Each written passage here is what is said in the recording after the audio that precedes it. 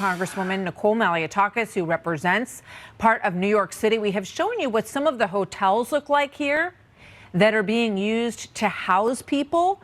These are places that were once for paying tourists who were here to see Broadway shows in New York City. So, Congresswoman, thank you very much for being here.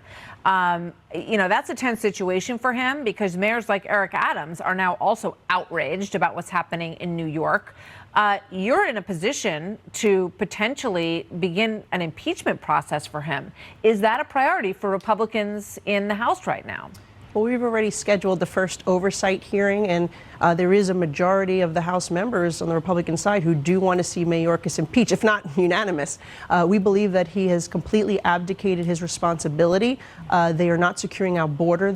It's not just those individuals that are coming here trying to become citizens or claim asylum, which, by the way, roughly 70% of them are not granted asylum because they don't have legitimate cases. Yeah. And aside from that, you have tens of thousands of convicted criminals who have entered and are not being deported. And then you have, of course, the fentanyl that is killing our young people, the #1 killer in America of 18 to 45-year-olds. So it's all of this, plus, you know, being from New York City, you can't turn a blind eye to the potential of terrorism. You know, with what's happening in Afghanistan, what's happening with Russia, Al-Qaeda is reemerging, you know, we have to be concerned about who is entering our country. When you have 1 million gotaways that we have not had any interaction with our government, that really concerns me. I mean, he continues to say, you know, we're working on a secure border. We have a secure border. I mean, anybody who has eyes knows that that's not the case. There is not a secure border. And what's interesting to me here in New York is that Eric Adams, the mayor,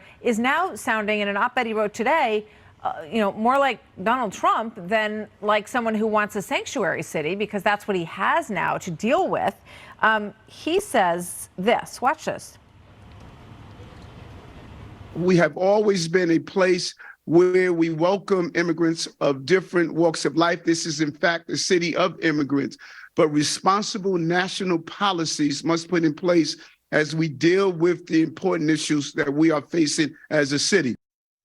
So he also said this in the Washington Post: a decompression strategy at the border that evaluates asylum claims, which you just mentioned, established a plan for each migrant's arrival before entering to the United States. He says we basically need a border wall. He said we have to have a border, a secure border, and then we also have to figure out how to get people to stay in Mexico. Well, that sounds familiar. Well, it sure sounds like President Trump's policies. And those policies were working, and that's what the House Republicans are pushing for, to reinstate Remain in Mexico, to reinstate our migrant protocols, to just follow the immigration laws, because what's happening right now is they are being exploited by the drug cartels who are trafficking these individuals, making billions of dollars. They are the ones who are benefiting right now, and our president has allowed it to happen. So we have legislation, our Border Security Act for America, that will address this issue. It would also complete the border, but it would also give CBP the tools that they are begging for. They want technology, they want more officers, they want training, they want to be able to implement the laws of our country, and the president single-handedly has stopped them from doing that with his executive order. So this can be addressed today. What I don't hear from the mayor is that the president needs to actually secure the border. I hear the mayor talking about needing more money.